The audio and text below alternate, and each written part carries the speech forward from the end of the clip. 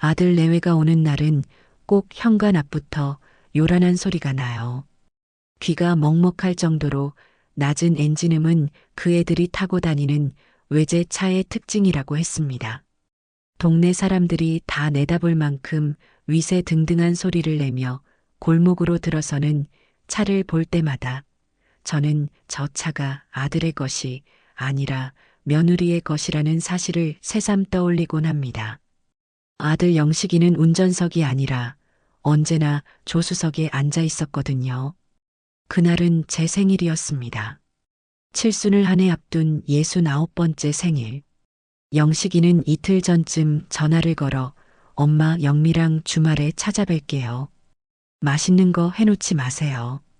저희가 다 사갈게요. 라고 말했습니다. 그 말은 곧 집에서 밥 먹을 생각 없으니 아무것도 준비하지 말라는 뜻이라는 걸 저는 잘 알고 있었지요. 그래도 어미의 마음이라는 게 참으로 간사해서 저는 아침부터 시장에 다녀와 영식이가 좋아하는 소고기 뭇국이며 잡채를 조금 만들었습니다. 어머니, 저희 왔어요. 현관문이 열리고 며느리 장영미가 앙칼진 목소리로 저를 불렀습니다. 그 뒤로 쇼핑백을 두어 개 든 영식이가 머쓱한 표정으로 따라 들어왔어요. 영미는 자기가 사온 것이라는 티라도 내듯 가장 크고 화려한 쇼핑백을 제게 건넸습니다. 어머니, 생신 축하드려요. 이거 어머니 선물. 척 보기에도 아주 비싼 브랜드의 로고가 번쩍이는 쇼핑백이었습니다. 저는 제 평생 저런 물건을 제 돈 주고 사본 적이 없었지요. 아이고, 뭘 이런 걸 다. 너희들 먹고 살기도 바쁠 텐데. 에이, 어머니. 저희 바쁘게 잘 살아요. 걱정 마세요. 영미는 제 인사를 가볍게 받아치며 소파에 털썩 주저앉았습니다. 마치 자기 집 안방인 양 편안한 자세였어요. 저는 어색하게 웃으며 포장을 뜯었습니다. 부스럭거리는 포장지 안에서 나온 것은 눈이 시릴 정도로 새빨간 바탕에 현란한 금색 무늬가 가득한 스카프였습니다. 젊은 사람들이 두르기에도 과하다 싶은 디자인이었지요. 어때요, 어머니? 예쁘죠? 영미가 기대에 찬 눈으로 저를 바라보며 물었습니다. 저는 무슨 말을 해야 할지 몰라 잠시 망설였습니다. 이걸 예쁘다고 해야 하나, 고맙다고 해야 하나. 그 짧은 순간에도 머릿속이 복잡했어요. 참 곱구나. 색이 아주 화려해. 그렇죠? 요즘 이런 게 완전 힙한 스타일이에요. 일부러 제일 잘 나가는 걸로 골랐어요. 어머니도 이제 이런 거 하나쯤은 있으셔야죠. 힙하다는 게 무슨 뜻인지는 모르겠지만 좋은 뜻이 아니라는 것쯤은 짐작할 수 있었습니다. 영식이가 옆에서 거들었습니다. 엄마, 영미가 이거 고르려고 백화점을 몇 바퀴나 돌았다고. 엄마한테 제일 잘 어울릴 것 같다고 하면서 그 말을 듣는 영미의 입가에 스치는 비웃음을 저는 놓치지 않았습니다. 저를 위한 선물이 아니라 자신의 재력과 감각을 과시하기 위한 물건이라는 걸 모를 만큼 제가 어리석지는 않아요. 저는 스카프를 곧게 접어 소파 한쪽에 내려놓았습니다. 그 어색한 감촉이 마치 모래를 만지는 것 같았어요. 고맙다. 이렇게 신경 써줘서 다음에 외출하실 때 꼭 하고 나가세요, 어머니. 제가 사진 찍어서 친구들한테 자랑 좀 하게. 결국 자랑거리 그 이상도 이하도 아닌 것이었습니다. 저는 말없이 부엌으로 들어가 과일이라도 깎아내오려 했습니다. 제 등 뒤로 영미의 목소리가 다시 날아와 박혔습니다. 어머니, 잠깐만요. 제가 드릴 말씀이 있어요. 무슨 말을 하려나 싶어 돌아보니 영미는 집안을 샅샅이 훑어보는 중이었습니다. 마치 감정평가사라도 된 것처럼 날카로운 눈으로 벽지와 바닥, 가구들을 하나하나 뜯어보고 있었어요. 어머니, 이 집 말이에요. 이제 좀 바꿀 때가 되지 않았어요? 바꾸다니? 뭘 말이냐? 인테리어요, 인테리어. 이 체리색 몰딩은 대체 언제적 유행이에요? 촌스러워서 못 봐주겠네. 그리고 이 소파는 푹 꺼져서 허리병 나기 딱 좋겠어요. 영미는 자기가 앉아있던 소파를 손으로 탁탁 치며 말했습니다. 그 소파는 제 남편이 살아생전 퇴근하고 돌아오면 늘 앉아서 텔레비전을 보던 자리였습니다. 남편의 채취가 아직도 남아있는 듯한 기분이 들어 저는 쉽게 버리지도 못하고 20년 넘게 쓰고 있는 물건이었지요. 이 집은 너희 아버지랑 내가 평생 일궈서 장만한 집이다. 우리 손때 안 묻은 곳이 없어. 알아요, 어머니. 아는데, 그러니까 더 문제라는 거예요. 옛날 방식 그대로잖아요. 요즘은 이렇게 안 살아요. 제가 아는 디자이너한테 연락해서 싹 다 미니멀리즘 스타일로 바꿔드릴게요. 보기에도 좋고 청소하기도 편하고 미니멀리즘이라는 말도 저는 처음 들어봤습니다. 그저 모든 걸 다 버리고 텅 비게 만들겠다는 소리로 들렸어요. 이 집에 담긴 세월과 추억까지 전부 다 버리겠다는 뜻으로요. 영식이가 제 표정을 살피더니 조심스럽게 입을 열었습니다. 엄마, 영미 말이 아주 틀린 건 아니에요. 집이 좀 낡긴 했잖아요. 영미가 좋은 뜻으로 해준다는데 한번 맡겨보는 것도 엄마 건강을 위해서라도 더 깨끗하고 좋은 환경에서 사시면 좋잖아요. 제 아들은 언제나 저런 식이었습니다. 며느리가 던지는 무례한 말을 좋은 뜻과 어머니를 위하는 마음으로 포장해서 제게 전달하는 역할. 그것이 집안의 평화를 지키는 자신의 의무라고 생각하는 모양이었어요. 하지만 그건 평화가 아니라 일방적인 굴복이라는 걸 정작 자신만 모르는 듯 했습니다. 나는 지금 이대로가 좋다. 하나도 불편한 거 없어? 제가 단호하게 말하자 영미의 표정이 순간 굳어졌습니다. 자기가 베푸는 호의를 거절당한 것이 불쾌하다는 기색이 역력했어요. 어머니는 꼭 그렇게 고집을 부리시더라. 저희가 돈이 없어서 못 해드리는 것도 아니잖아요. 그냥 저희 성의를 봐서라도 받으시면 안 돼요? 성의라니. 사람의 마음을 돈으로 재단하고 자기 멋대로 휘두르려는 걸 성의라고 부를 수 있을까요? 저는 더 이상 대꾸할 가치를 느끼지 못했습니다. 무거운 침묵이 거실을 짓눌렀어요. 어색한 분위기를 견디지 못한 영식이가 자리에서 일어났습니다. 아, 우리 저녁 먹으러 갈까? 내가 근사한 데 예약해놨어, 엄마.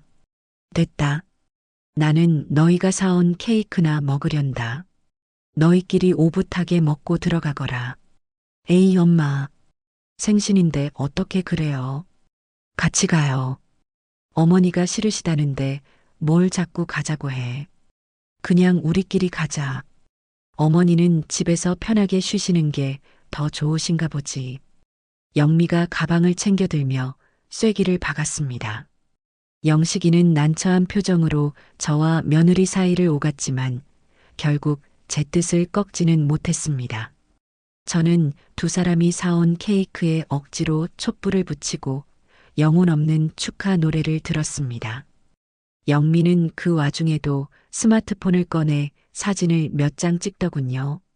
아마 친구들에게 시어머니 생신 챙겨드리는 착한 며느리 코스프레라도 할 작정이었을 겁니다. 아들 내외가 돌아간 뒤 집안에는 다시 적막이 찾아왔습니다. 갓쓰고 난 외제 스카프는 소파 위에서 이질적인 붉은빛을 뿜어내고 있었고 식탁 위에는 딱 한 조각 잘린 케이크 상자가 덩그러니 놓여 있었어요.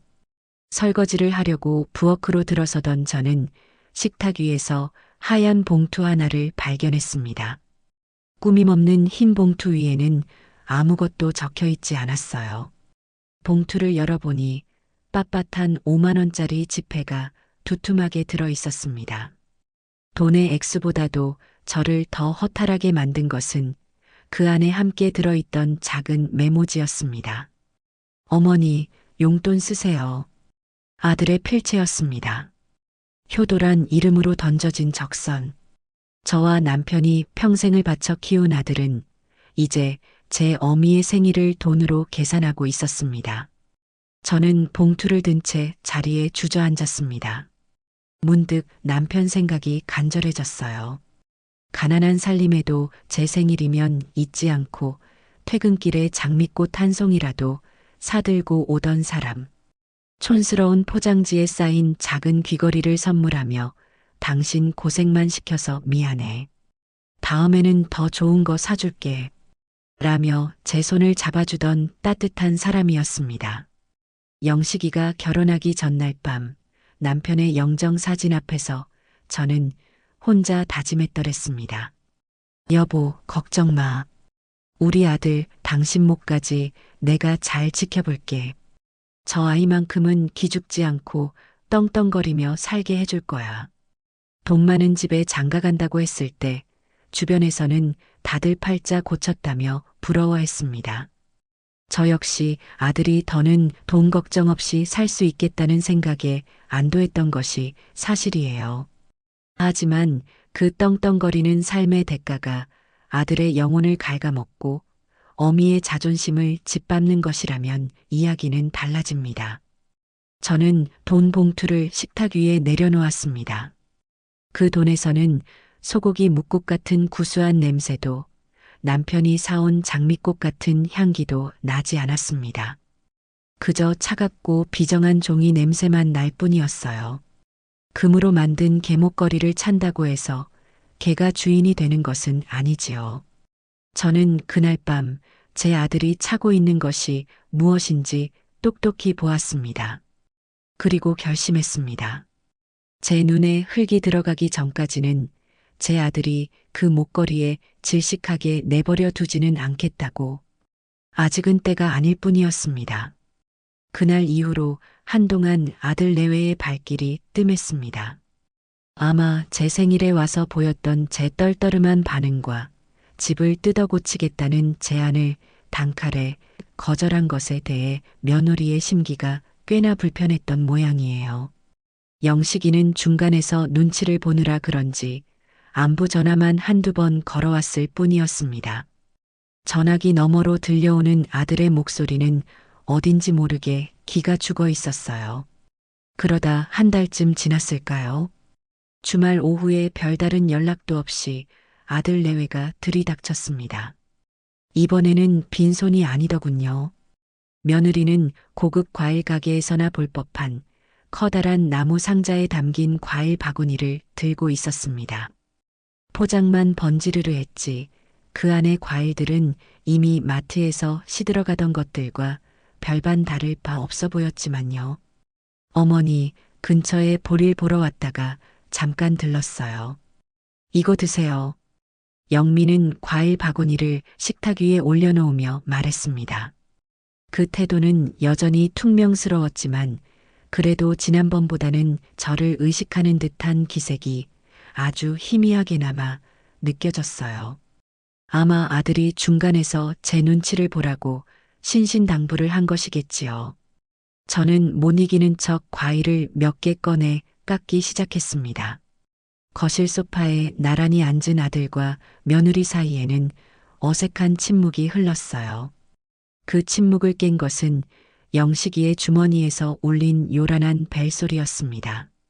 영식이는 화들짝 놀라며 전화를 받더군요. 나야. 그래. 잘 지내지. 뭐? 아, 그랬구나. 힘들었겠네. 통화 내용은 잘 들리지 않았지만 영식이의 표정이 점점 어두워지는 것으로 보아 좋은 소식은 아닌 듯 했습니다. 옆에서 스마트폰만 들여다보던 영미가 짜증 섞인 목소리로 물었습니다. 누구야? 뭔데 그렇게 심각한 표정이야? 영식이는 손으로 수화기를 막으며 작게 속삭였습니다. 고등학교 때 친구. 아버지가 편찮으셔서 병원비 때문에 힘들다고. 혹시 돈 좀 빌려줄 수 있냐고 하네. 그 말을 듣는 순간 영미의 눈썹이 꿈틀거렸습니다. 그녀는 들고 있던 스마트폰을 소파에 탁 소리나게 내려놓고는 팔짱을 꼈어요. 그 모습은 마치 재판관이 피고인을 신문하기 직전의 자세와도 같았습니다. 영식이는 전화를 서둘러 끊고는 멋쩍게 웃었습니다. 다음에 다시 통화하자고 했어. 자기야. 영미가 싸늘하게 아들을 불렀습니다. 너는 친구도 꼭 그런 애들만 만나더라. 무슨 소리야? 그냥 사정이 좀 어려워진 거지. 사정이 어려워져? 웃기지 마. 끼리끼리 논다는 말이 딱 맞네. 너의 그 친구 고등학교 때도 맨날 아르바이트 하느라 공부도 못하고 빌빌거리지 않았어? 지금이라고 뭐 달라졌겠어? 쪽팔리게 그런 애들이랑 계속 연락하고 지내지 마. 며느리의 말은 날카로운 비수가 되어 아들의 가슴에 꽂혔습니다. 영식이는 얼굴이 불그락푸르락해져서 항변했어요. 그래도 착한 친구였어. 의리도 있고. 착한데 왜 그렇게 살아? 이 세상에 착하기만 한 바보들이 얼마나 많은 줄 알아? 결국 무능한 거야. 자기 앞가림도 못하는 주제에 남한테 돈 빌려달라는 소리나 하고. 너도 정신 차려.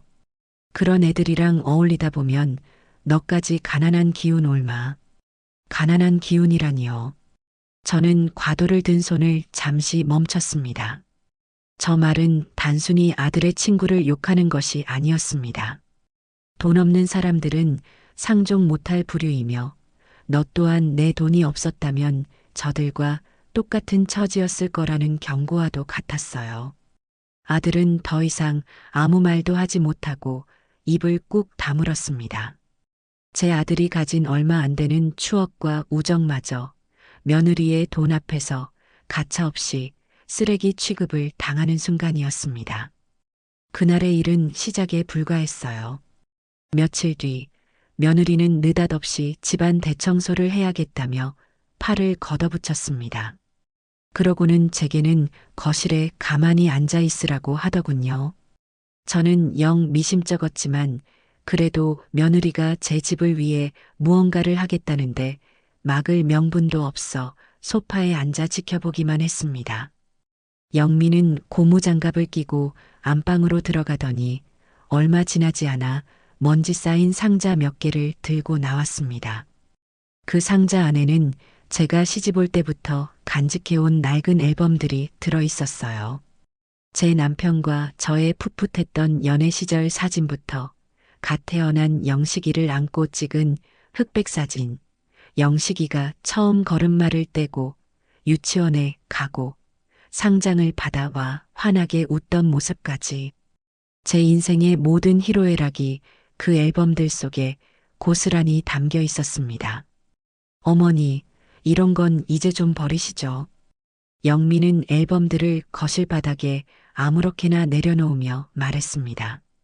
사진이 다 누렇게 바래고 촌스러워서 볼 것도 없는데 자리만 차지하잖아요.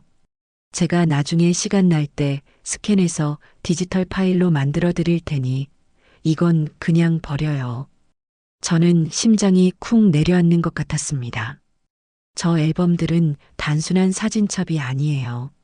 먼저 세상을 떠난 남편과 저의 역사이자 제 아들 영식이의 성장 기록이었습니다. 돈으로는 절대 살 수 없는 세상에 단 하나뿐인 보물이었지요. 안 된다. 그건 절대 못 버려. 제가 단호하게 말하자 영미는 이해할 수 없다는 표정을 지었습니다. 아니, 왜요? 더 깨끗하게 보관해 드린다는데. 이 낡은 종이 쪼가리들이 그렇게 중요해요? 종이 쪼가리라니. 말이 너무 심하구나. 제 목소리가 저도 모르게 떨려 나왔습니다. 그때 안방에서 다른 물건들을 정리하던 영식이가 나왔습니다. 영식이는 바닥에 놓인 앨범들을 보고는 잠시 망설이는 듯 했어요. 영미야, 그래도 저건 내 어릴 적 사진인데. 아들이 우물쭈물하며 며느리의 눈치를 살폈습니다. 그 모습에 영미는 코웃음을 쳤어요. 자기야, 너의 그 꼬질꼬질하고 촌스러운 어린 시절을 대체 누가 보고 싶어 한다는 거야? 나는 보기 싫은데. 이런 거 다 끌어안고 사니까 집이 이렇게 좁고 답답한 거라고. 영미는 그렇게 말하며 앨범 하나를 발로 툭 찼습니다. 앨범이 힘없이 밀려나며 바닥에 펼쳐졌습니다. 하필이면 영식이가 대여섯 살쯤 되었을 때 놀이공원에서 남편의 목마를 타고 환하게 웃고 있는 사진이었습니다. 그 사진 속에서 남편은 세상 전부를 가진 듯 행복한 표정으로 아들을 바치고 있었어요. 저는 더 이상 참을 수가 없었습니다. 자리에서 일어나 앨범들을 제품으로 끌어안았습니다. 이건 내 목숨과도 같은 것이다. 내 눈에 흙이 들어가기 전까지는 이 집에서 단 한 장도 못 가져가. 제 기세에 영미는 잠시 주춤했지만 이내 다시 비아냥거리기 시작했습니다. 어머니는 무슨 영화 찍으세요? 목숨? 고작 사진 몇 장 가지고. 그렇게 과거에 얽매여 사니까 발전이 없는 거예요. 영식이는 그저 제 팔을 잡아 끌며 엄마 진정해. 영미가 나쁜 뜻으로 그런 게 아니잖아. 라는 말만 반복할 뿐이었습니다. 나쁜 뜻이 아니라니요. 사람의 소중한 추억을 쓰레기 취급하고 발로 차는 것보다 더 나쁜 뜻이 세상에 또 어디 있단 말입니까? 그날 저는 제 아들이 완전히 며느리의 소나기에 잡혀 있다는 사실을 다시 한번 확인했습니다. 그는 아내의 비위를 맞추기 위해서라면 자신의 과거와 부모의 추억까지도 내어줄 준비가 되어 있는 허수아비에 불과했어요. 저는 앨범들을 다시 상자에 넣어 장롱 깊숙한 곳에 숨겼습니다. 마치 소중한 보물을 도둑에게서 지켜내려는 사람처럼요. 그 후로도 며느리의 아나무인 격인 행동은 계속되었습니다. 한 번은 아들이 새로 나온 비싼 스마트폰을 샀다며 제게 자랑을 늘어놓은 적이 있었어요. 영식이는 오랜만에 아이처럼 신이 나서 이런저런 기능들을 설명했습니다. 저는 아들이 저렇게 좋아하는 모습을 보니 그깟 기계가 뭐라고 싶으면서도 내심 흐뭇한 마음이 들었습니다. 하지만 그 평화는 오래가지 않았습니다. 부엌에서 물을 마시고 나온 영미가 그 모습을 보고는 싸늘한 표정으로 말했어요. 자기야. 응? 왜 영미야? 너 지금 쓰는 돈 전부 우리 아빠 주머니에서 나온 돈인 거 알지? 순간 거실의 공기가 얼어붙었습니다. 영식이는 손에 들고 있던 스마트폰을 황급히 내려놓았어요. 갑자기 그게 무슨 소리야? 무슨 소리긴. 주제 파악 좀 하고 아껴 쓰라는 소리지. 자기가 무슨 능력이 있어서 그런 걸 사. 우리 아빠가 고생해서 번 돈으로 생색은 자기가 다 내는 것 같아서 하는 말이야. 기분 나빴다면 미안하고. 미안하다는 말은 그저 형식적인 꼬리표일 뿐 그 말의 본질은 날카로운 칼이었습니다. 너는 무능하다. 너는 내 돈으로 사는 기생충에 불과하다. 며느리는 그 말을 아주 우아하고 교양 있는 말투로 제 앞에서 제 아들에게 똑똑히 각인시키고 있었습니다. 영식이의 얼굴이 하얗게 질렸다가 시뻘겋게 달아오르기를 반복했습니다. 차라리 화를 내거나 소리를 질렀다면 제 속이 덜 답답했을 겁니다. 하지만 제 아들은 그저 입술을 깨물며 고개를 숙일 뿐이었어요. 그 굴욕적인 순간을, 그 모멸감을 온몸으로 감내하고 있었습니다. 저는 그 모습을 차마 끝까지 지켜볼 수가 없어 조용히 제 방으로 들어왔습니다. 문을 닫자마자 참았던 한숨이 터져 나왔어요. 눈물이 핑 돌았습니다. 제 아들이 어쩌다 저 지경이 되었을까요? 돈이 뭐길래 사람을 저렇게 비참하게 만드는 걸까요? 저는 창밖을 내다보았습니다. 아들 내외가 타고 온 번쩍이는 외제차가 골목길을 떡하니 막고 서 있었습니다. 그 차가 마치 거대한 감옥처럼 보였습니다. 제 아들은 스스로 그 감옥 안으로 걸어 들어갔고 이제는 나올 방법조차 잊어버린 듯 했습니다.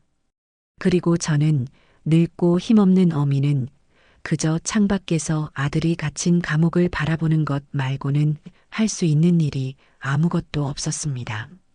그 무력감이 제 심장을 천천히 갉아먹고 있었어요. 하지만 저는 아직 몰랐습니다. 그 무력감이 머지않아 무서운 분노로 바뀔 것이라는 사실을요. 균열은 이미 시작되고 있었습니다. 불안한 예감은 언제나 현실이 되는 법이지요. 그날 이후 영식이는 눈에 띄게 수척해졌습니다. 집에 와서도 말수가 줄었고 소파에 앉아 멍하니 스마트폰만 들여다보는 시간이 길어졌어요. 저는 아들이 무슨 큰 걱정거리라도 있나 싶어 넌지시 물어보았지만 영식이는 그저 아니에요, 엄마. 피곤해서 그래요. 라며 고개를 저을 뿐이었습니다. 그러던 어느 날 저녁 결국 터질 것이 터지고야 말았습니다. 그날따라 며느리는 유난히 날이 서 있었어요. 집에 들어올 때부터 표정이 좋지 않더니 영식이가 무슨 말만 하면 사사건건 트집을 잡고 쏘아붙였습니다. 영식이는 그런 며느리의 눈치를 보며 안절부절 못했지요. 저는 저녁 식사를 차리면서도 불안한 마음에 두 사람의 대화에 귀를 기울일 수밖에 없었습니다. 자기야, 내 말 듣고 있어? 듣고 있어. 듣고 있는 사람 표정이 왜 그래? 무슨 안 좋은 일 있어? 혹시 나 몰래 또 무슨 사고라도 친 거야? 영미의 목소리는 얼음장처럼 차가웠습니다. 영식이는 마른 침을 삼키며 애써 태어난 척 대답했어요. 아니야. 사고는 무슨. 그냥 요즘 주식 시장이 별로 안 좋아서. 주식? 영미의 목소리 톤이 한 단계 높아졌습니다. 그녀는 들고 있던 숟가락을 탁 소리나게 내려놓고 영식이를 똑바로 쳐다봤어요. 너 또 주식했어? 내가 저번에 손해본 거 메꿔주면서 다시는 하지 말라고 했을 텐데. 아니, 그게 이번에는 정말 확실한 정보가 있어서 조금만 넣었어. 만회할 수 있을 것 같아서. 영식이의 목소리가 기어들어갔습니다. 그 말을 듣는 순간 영미의 얼굴에서 모든 표정이 사라졌습니다. 폭풍전야의 고요함. 저는 저 표정이 무엇을 의미하는지 너무나도 잘 알고 있었습니다. 얼마나 넣었는데. 그냥 조금. 얼마냐고 물었어. 영미의 추궁에 영식이는 결국 고개를 숙인 채 실토했습니다. 자기한테 생활비로 받은 돈 거이다. 쨍그랑. 영미가 자리에서 벌떡 일어나며 식탁 위에 있던 물컵을 손으로 쳐냈습니다. 유리컵이 바닥에 떨어져 산산조각이 났습니다. 저는 놀라서 자리에서 일어날 뻔했지만 가까스로 참고 앉아 있었습니다. 지금 제가 끼어들면 상황이 더 악화될 거라는 걸 알았기 때문이에요. 너 지금 제정신이야? 그 돈이 어떤 돈인데? 우리 아빠가 너 같은 놈 먹여 살리라고 준 돈인 줄 알아? 영미의 입에서 드디어 본심이 터져 나오기 시작했습니다. 그동안 교양 있는 척, 우아한 척 포장하고 있던 모든 것들이 한꺼번에 무너져 내렸습니다. 만회? 너의 뭘로 만회를 해? 너의 그 잘난 머리로? 너한테 그런 게 있기는 해? 너는 그냥 우리 아빠 돈 없으면 아무것도 아닌 빈털털이라고. 영미야, 제발 그만해. 엄마도 계시는데. 영식이가 제 눈치를 보며 며느리를 말렸습니다. 하지만 이미 이성을 잃은 영미에게는 아무 소용이 없었어요. 오히려 제 존재가 그녀의 분노에 더 불을 지핀 듯 했습니다. 어머니가 계셔서 뭐, 어머니도 아셔야지. 자기 아들이 얼마나 한심하고 무능력한 인간인지. 어머니, 아들 교육 대체 어떻게 시키신 거예요? 돈 귀한 줄도 모르고 자기 분수도 모르고. 화살이 드디어 제게로 향했습니다. 저는 입술을 굳게 다물었습니다. 지금은 그 어떤 변명도 훈계도 통하지 않을 시간이었습니다. 너희 집구석은 정말 지긋지긋해. 너도 너희 엄마도. 그 가난이 아주 몸에 덕지덕지 배어 있다고. 내가 너를 저 구질구질한 월세방에서 꺼내주고 사람답게 살게 해줬으면 고마운 줄이라도 알아야 할 거 아니야. 며느리는 악을 쓰며 아들에게 온갖 모욕적인 말을 퍼부었습니다. 영식이는 그 모든 말을 묵묵히 듣고만 있었습니다. 고개를 푹 숙인 채 두 주먹만 하얗게 될 때까지 꽉 쥐고 있었어요. 그 모습이 너무나도 안쓰럽고 비참해서 저는 차마 눈을 뜨고 볼 수가 없었습니다. 그런데 바로 그때였습니다. 그동안 죽은 듯이 있던 아들이 처음으로 고개를 들고 며느리를 노려보며 말했습니다. 그만해. 아주 작은 목소리였지만 그 안에는 분명한 분노가 담겨 있었습니다. 나를 욕하는 건 참아도 우리 엄마까지 욕하지는 마. 그 순간 영미의 얼굴이 경악으로 물들었습니다. 늘 자기 앞에서 설설 기기만 하던 남편이 감히 자신에게 대들었다는 사실을 믿을 수 없다는 표정이었어요. 그녀의 분노는 순식간에 극에 달했습니다. 뭐, 이 거지 같은 집구석이 뭐가 잘났다고 지금 나한테 소리를 질러. 영미는 짐승처럼 아들에게 달려들었습니다. 그리고는 제 두 눈으로 보고도 믿을 수 없는 광경이 펼쳐졌습니다. 며느리의 하얀 소나기가 제 아들의 멱살을 틀어쥐고 거칠게 흔들었습니다. 어디서 감히 나한테 대들어.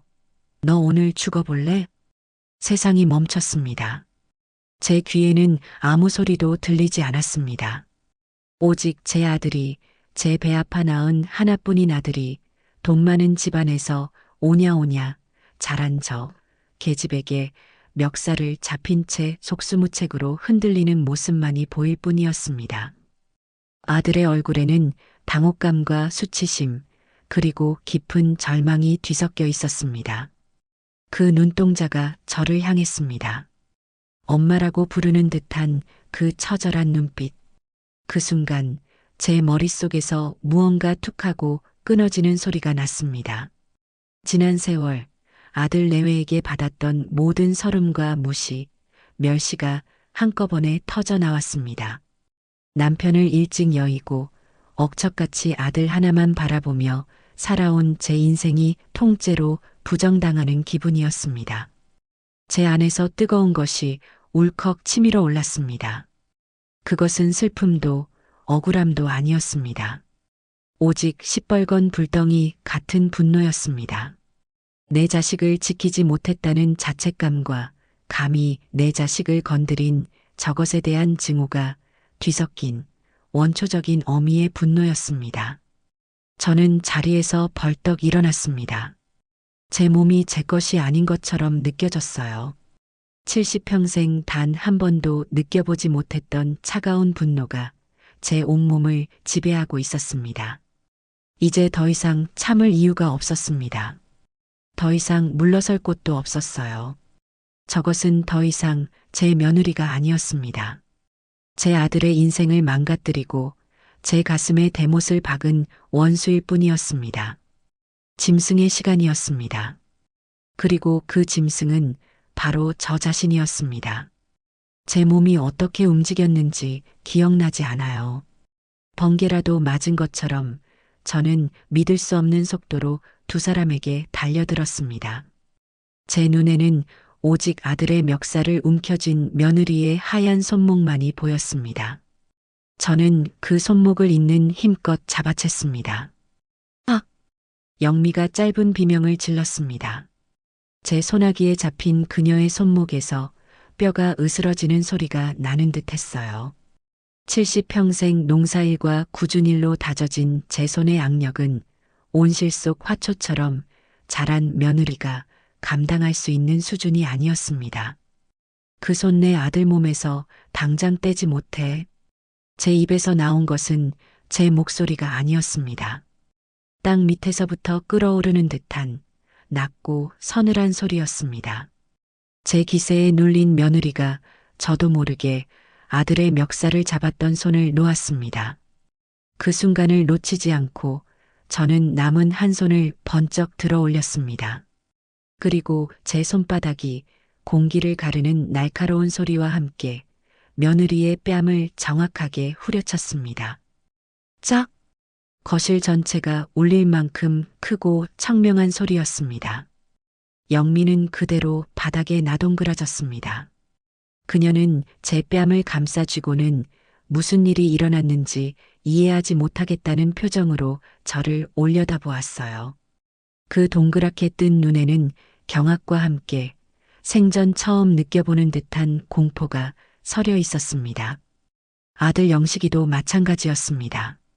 그는 얼어붙은 사람처럼 그 자리에 뻣뻣하게 서서 바닥에 쓰러진 아내와 저를 번갈아 볼 뿐이었습니다. 그 얼굴에는 우리 엄마가 어떻게 하는 당혹감이 그대로 드러나 있었어요. 저는 바닥에 주저앉은 며느리를 차갑게 내려다보았습니다. 제 마음속에서는 그 어떤 동정심이나 죄책감도 느껴지지 않았어요. 오히려 오랫동안 막혀있던 혈관이 뻥 뚫린 것처럼 시원하기까지 했습니다. 저는 현관문을 턱짓으로 가리키며 말했습니다. 제 목소리는 얼음장처럼 차갑고 단호했어요. 둘 다 당장 내 집에서 썩 꺼져. 며느리는 여전히 상황 파악이 안 되는 듯 멍하니 저를 쳐다보기만 했습니다. 영식이가 정신을 차리고 제게 다가와 팔을 붙잡았습니다. 엄마, 왜 이래? 진정해. 영미가 잘못하긴 했지만 그래도 이건. 저는 제 팔을 잡은 아들의 손을 매몰차게 뿌리쳤습니다. 너도 똑같아. 내 아내가 내 어미 앞에서 너를 그 지경으로 만드는데 찍소리 한번 못하고 당하고만 있는 너도 똑같은 놈이야. 내 아들이라고 생각하고 싶지도 않으니 저 계집이랑 같이 내 눈앞에서 사라져. 제 말에 영식이는 충격을 받은 듯 얼굴이 하얗게 질렸습니다. 그때 바닥에 있던 며느리가 비틀거리며 일어섰습니다. 그녀의 한쪽 뺨은 제 손자국으로 새빨갛게 부어올라 있었어요. 그녀는 분노와 억울함으로 부들부들 떨며 제게 소리쳤습니다. 어머니, 지금 저한테 손 찍어 마신 거예요? 어떻게 저를... 제가 이걸 그냥 넘어갈 것 같아요? 넘어가지 않으면 어쩔 것이냐. 저는 코웃음을 쳤습니다. 내 아비한테 가서 이를 테냐? 아니면 경찰에라도 신고할 테냐? 마음대로 해봐라. 나도 너가 내 아들 멱살 잡고 흔드는 장면 똑똑히 증언해 줄 테니. 그제야 며느리는 자신이 불리한 상황이라는 걸 깨달은 듯 입술을 깨물었습니다. 하지만 자존심 때문에 순순히 물러나고 싶지는 않은 모양이었어요. 두 사람은 그 자리에서 어쩔 줄을 모르고 멍하니 서 있기만 했습니다. 저는 그들을 더 이상 상대할 가치도 느끼지 못했습니다. 소파 옆 협탁으로 걸어가 그 위에 놓여있던 제 낡은 휴대폰을 집어들었습니다. 그리고는 그들이 보란 듯이 아주 천천히 번호를 눌렀습니다. 그 번호는 제가 얼마 전부터 머릿속에 똑똑히 외우고 있던 번호였습니다. 여보세요? 수화기 너머로 중년 남자의 목소리가 들려왔습니다. 저는 아들과 며느리를 똑바로 쳐다보며 아주 크고 명확한 목소리로 말했습니다. 사장님, 저 유경순입니다. 제 입에서 사장님이라는 단어가 나오자 영식이와 영미의 눈이 동그래졌습니다. 아, 사모님, 웬일이십니까? 다름이 아니라 사장님께서 전에 제안하셨던 것 말입니다. 저는 잠시 말을 끊고 하얗게 질려가는 두 사람의 얼굴을 감상했습니다. 그들은 제가 누구와 통화하는지, 무슨 말을 하려는지 전혀 짐작조차 못하고 있었어요. 그때 말씀하신 조건으로 우리 집이랑 뒤에 있는 땅 전부 팔겠습니다. 그러니 당장 와서 계약하시지요. 그 말이 제 입에서 떨어지는 순간 아들과 며느리의 얼굴에서 모든 핏기가 사라졌습니다. 그들은 마치 유령이라도 본 사람들처럼 새하얗게 질린 채 저를 바라보았습니다. 특히 며느리의 표정은 가관이었어요. 그 낡아 빠진 집이, 그 볼품없는 땅이 하는 충격과 불신이 그대로 드러나 있었습니다. 네, 정말이십니까, 사모님? 아이고, 잘 생각하셨습니다. 제가 지금 당장 서류 챙겨서 달려가겠습니다.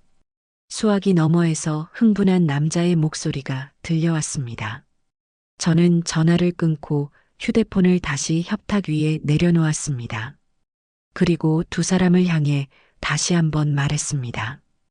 이제 볼일 끝났으니 어서 나가지 않으련.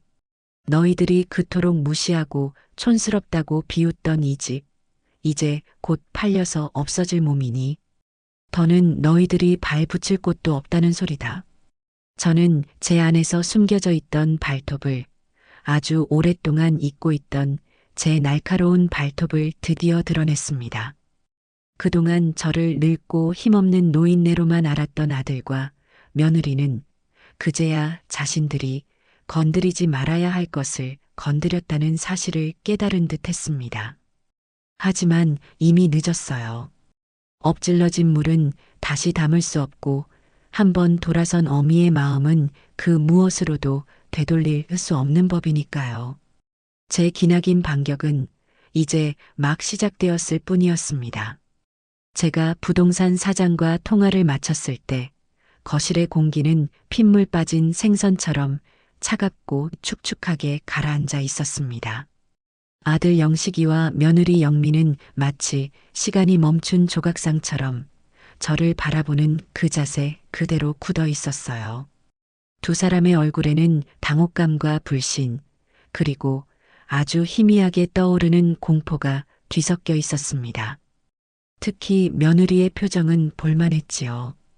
늘 세련되고 고상한 척하던 그 얼굴이 이해할 수 없는 현실 앞에서 속절없이 무너져 내리는 모습은 실로 오랜만에 제게 희극적인 감정마저 느끼게 했습니다. 엄마 방금 그 전화. 영식이가 간신히 입을 떼었습니다. 그 목소리는 물에 젖은 솜처럼 힘없이 떨리고 있었어요. 들었잖니? 이 집이랑 땅 판다고. 저는 아무렇지도 않게 대답하며 소파에 앉았습니다. 방금 전까지 제 몸을 지배하던 지독한 분노는 어느새 차갑게 식어 맑고 투명한 결심만이 남아 있었습니다. 두 사람을 향한 그 어떤 미련도 연민도 남아있지 않았어요. 아니, 어떻게 엄마 혼자서 그런 결정을 해요? 저랑 상의도 없이. 아들이 원망 섞인 목소리로 외쳤습니다. 상의라니요. 저는 헛웃음이 나왔습니다. 상해? 내가 언제부터 너희와 상의라는 걸 했더냐? 너희는 그저 통보하고 명령했을 뿐이지. 이 집을 뜯어 고치겠다. 내 물건을 버리겠다. 내 아비의 추억까지 없애겠다. 그때 너희는 나와 상의를 하더냐? 제 말에 영식이는 입을 다물었습니다. 며느리는 그제야 정신이 좀 드는지 바닥에 떨어진 자존심이라도 주워 담으려는 듯 날카롭게 쏘아붙였습니다. 어머니, 지금 저희를 내쫓으려고 일부러 쉬하시는 거죠? 그 낡은 집이 얼마나 한다고. 저희가 그 돈 몇 푼 없어서 쩔쩔맬 것 같아요? 글쎄다. 그 돈이 몇 푼인지 아닌지는 너희가 걱정할 일이 아닌 듯 싶구나. 저는 태연하게 대꾸했습니다. 제 평생 누군가에게 이렇게 서늘하고 단호하게 말해본 적이 있었나 싶어요. 늘 참고 이해하고 품어주는 것이 어미의 역할이라고만 믿고 살았습니다. 하지만 그 역할 노름의 끝이 아들의 멱살을 잡히는 꼴이라면 저는 기꺼이 그 역할을 내던질 참이었습니다. 30분쯤 지났을까요? 약속대로 부동산 사장이 헐레벌떡 집으로 찾아왔습니다. 그는 저와 아들 내외를 번갈아 보며 어색한 미소를 지었지만 그 눈은 탐욕스러운 기대로 번들거리고 있었어요. 아이고, 사모님, 오셨습니까? 저는 그를 식탁으로 안내했습니다. 사장은 준비해온 서류 가방을 열고 두툼한 계약서 뭉치를 꺼내 제 앞에 펼쳐놓았습니다. 사모님, 여기 계약서입니다. 말씀드린 대로 신도시 개발 계획에 포함된 특별구역이라 시세보다 훨씬 높은 가격으로 보상 매입이 진행됩니다.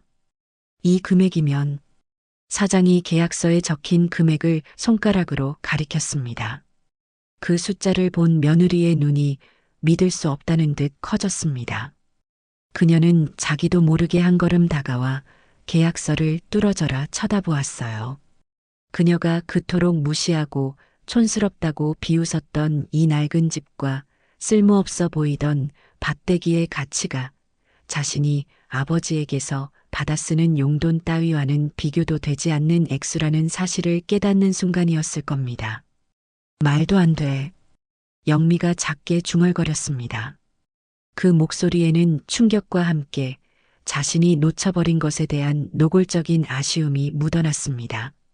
저는 그 모습을 즐기듯 바라보며 사장이 내민 펜을 들어 제 이름을 적고 도장을 찍었습니다. 한치의 망설임도 없었어요. 제 인생의 절반 이상을 보낸 이 집과의 이별이었지만 그 어떤 슬픔이나 아쉬움도 느껴지지 않았습니다.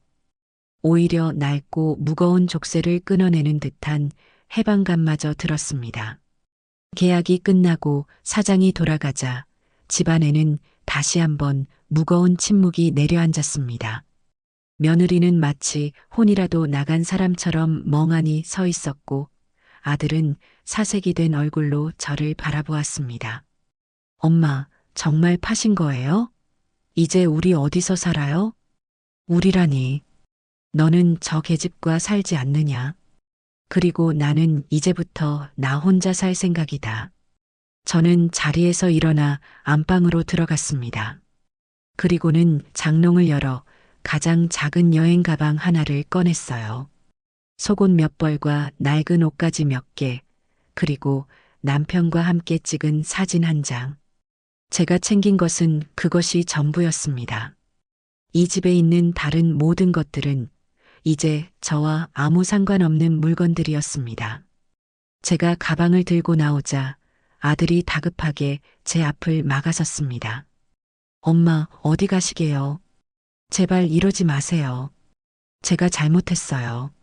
네, 제가 다 잘못했어요, 엄마. 영식이가 제 바짓가랑이라도 붙잡을 듯 애원했습니다. 하지만 제 마음은 이미 굳게 닫힌 뒤였습니다. 비켜라.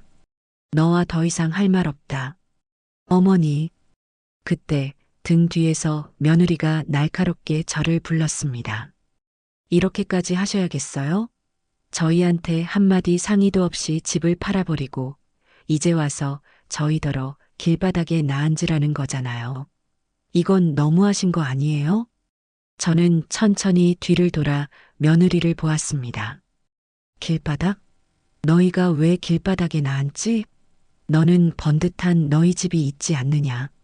그리고 내 아들은 이제 너가 책임져야지. 너가 그토록 자랑하던 내 돈으로 말이다. 저는 그렇게 말하고는 두 사람을 지나쳐 현관으로 향했습니다. 문을 열고 나서기 전 저는 마지막으로 아들에게 말했습니다. 이 집은 일주일 뒤에 비워줘야 한다. 그 안에 내 살림살이들 모두 빼가거라. 그리고 다시는 나를 찾아오지 마라. 내 힘으로 떳떳하게 설 수 있기 전까지는 너는 내 아들이 아니다. 저는 뒤도 돌아보지 않고 집을 나섰습니다. 골목을 빠져나와 큰 길에서 택시를 잡았어요. 시내에서 가장 좋은 호텔로 가주세요. 제 입에서 나온 낯선 말에 저 자신도 조금 놀랐습니다. 택시 창밖으로 제가 수십 년을 살았던 동네의 풍경이 빠르게 지나갔습니다. 저는 눈물 한 방울 흘리지 않았어요. 택시는 곧 번화한 도심으로 들어섰고 휘황찬란한 불빛을 자랑하는 레지던스 호텔 앞에 멈춰 섰습니다. 저는 당당하게 로비로 들어가 가장 좋은 스위트룸을 한 달간 예약했습니다. 제 평생 처음으로 오직 저 자신만을 위해 돈을 쓰는 순간이었습니다. 호텔 방에 들어서자 통유리창 너머로 도시의 야경이 그림처럼 펼쳐져 있었습니다. 제가 살던 낡은 집에서는 상상도 할 수 없는 풍경이었지요. 저는 작은 가방을 내려놓고 푹신한 침대 위에 걸터 앉았습니다. 모든 것이 꿈만 같았어요. 그렇게 이틀이 지났을까요? 호텔방으로 전화가 걸려왔습니다. 로비에서 제 아들이 면회를 요청한다는 연락이었습니다.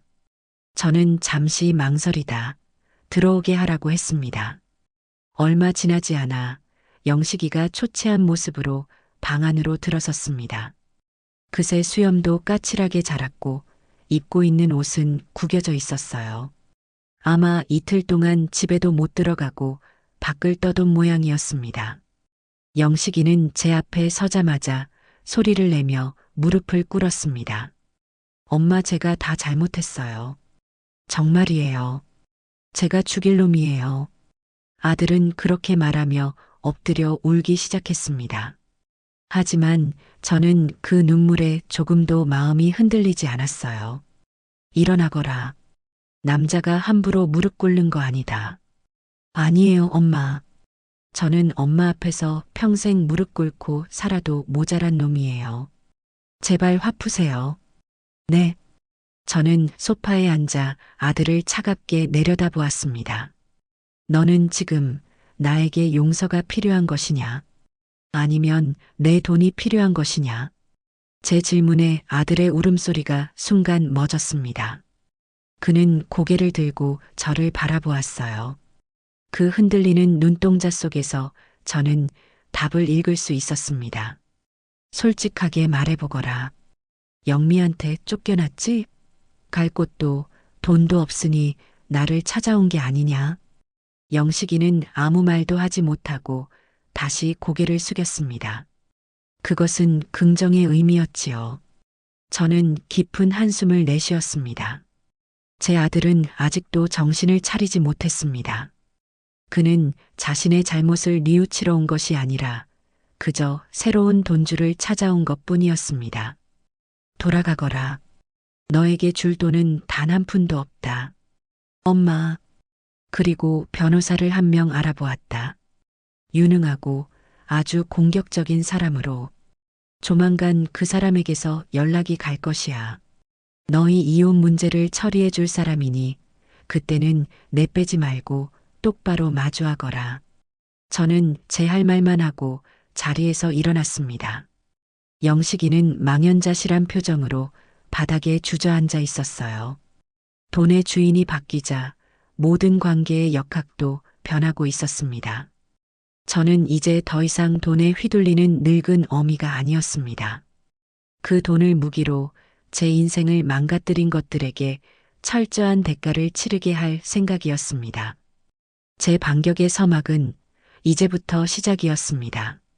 제가 선임한 변호사는 생각보다 훨씬 젊고 다부진 인상의 여성이었습니다. 이름은 박지연이라고 했어요. 그녀는 제 이야기를 듣는 내내 단 한 번도 눈을 깜빡이지 않고 그저 날카로운 눈으로 저를 관찰할 뿐이었습니다. 제가 아들의 멱살을 잡은 며느리의 뺨을 때렸다는 대목에 이르러서도 그녀의 표정에는 그 어떤 놀라움이나 비난의 기색도 없었습니다.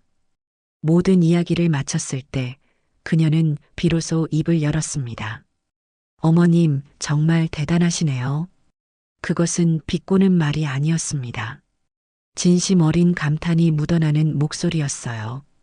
보통 이런 상황에 처한 어머님들은 억울함을 호소하시거나 우시거나 혹은 자식을 감싸기 급급하시거든요.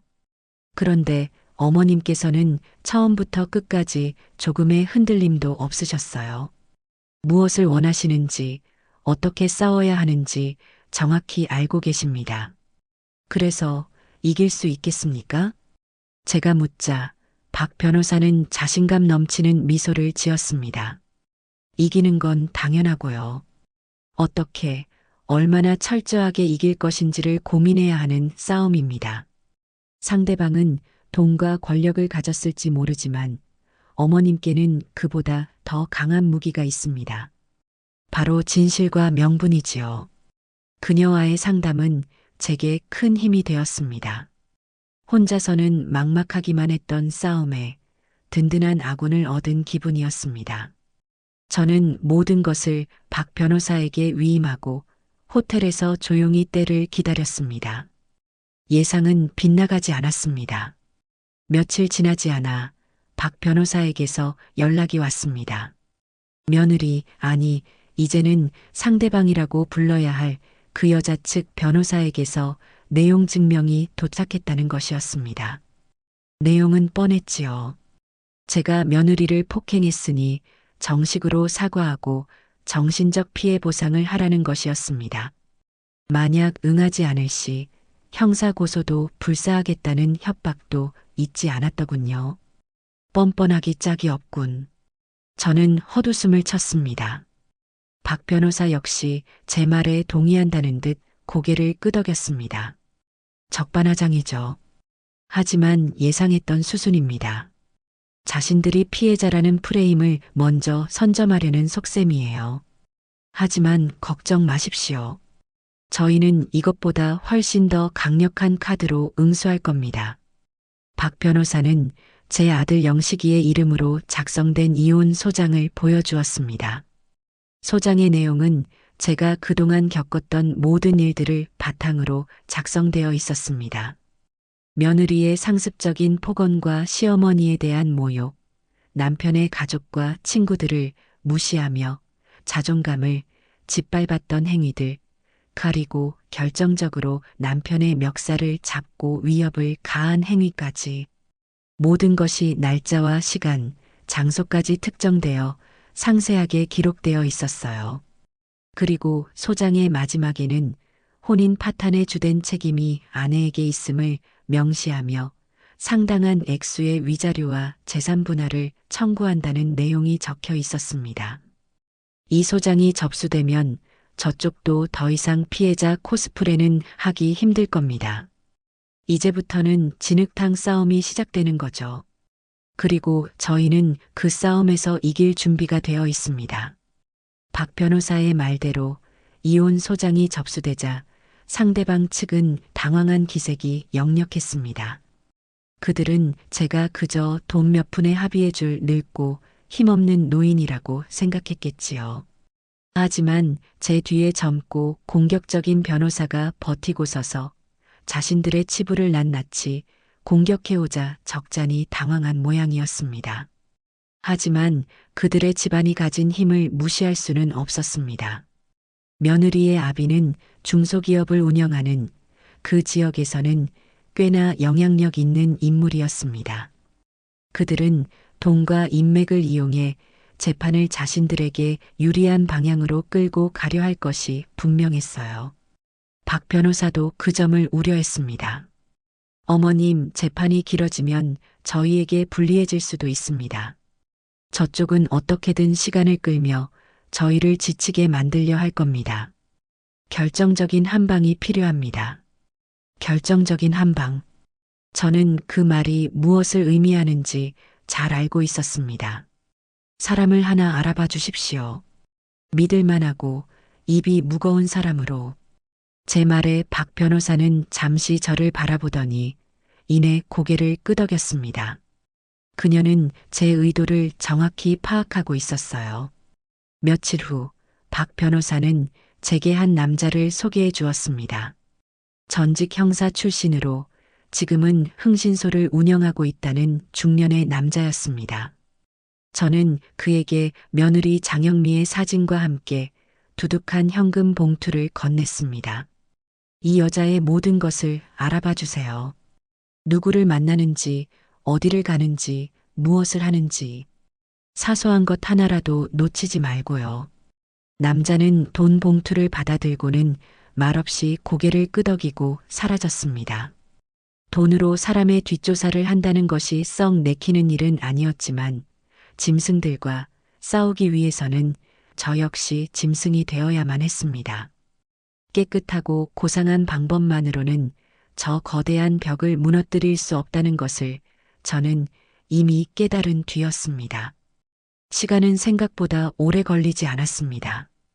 일주일쯤 지났을까요? 흥신소 남자에게서 연락이 왔습니다. 그는 작은 USB 하나를 제게 건넸습니다. 이 안에 원하시는 것이 들어있을 겁니다. 저는 호텔방으로 돌아와 노트북에 USB를 꽂았습니다. 그 안에는 수십 개의 사진 파일과 동영상 파일이 들어있었어요. 사진 속에서 며느리는 제가 전혀 모르는 낯선 남자와 다정한 모습으로 팔짱을 끼고 거리를 걷고 있었습니다. 고급 레스토랑에서 와인을 마시며 서로를 사랑스럽게 쳐다보기도 하고 한적한 교회의 호텔 주차장으로 함께 들어가는 모습도 찍혀 있었습니다. 동영상에는 두 사람이 차 안에서 진하게 입을 맞추는 장면까지 고스란히 담겨 있었어요. 저는 온몸에서 힘이 빠져나가는 것을 느꼈습니다. 분노보다는 깊은 허탈감이 먼저 밀려왔어요. 제 아들이 저 여자에게 멱살을 잡히고 온갖 모욕을 당하며 살고 있는 동안 저 여자는 뒤에서 저렇게 다른 남자와 희희낙낙하며 자신의 인생을 즐기고 있었던 겁니다. 저는 한동안 아무 말도 할 수 없었습니다. 이 증거는 이혼 소송을 100번이라도 이기고 남을 만한 결정적인 한 방이었습니다. 하지만 동시에 제 아들이 얼마나 어리석고 비참한 결혼 생활을 해왔는지를 증명하는 낙인이기도 했습니다. 저는 박 변호사에게 연락해 USB의 존재를 알렸습니다. 그녀는 예상했다는 듯 차분한 목소리로 말했습니다. 잘 됐습니다, 어머님. 이제 모든 준비는 끝났습니다. 판을 뒤집을 시간입니다. 박 변호사는 상대방 측에 연락을 취했습니다. 마치 우리가 그들의 공세에 밀려 한 발 물러서는 것처럼 이혼에 대한 합의 의사를 타진했습니다.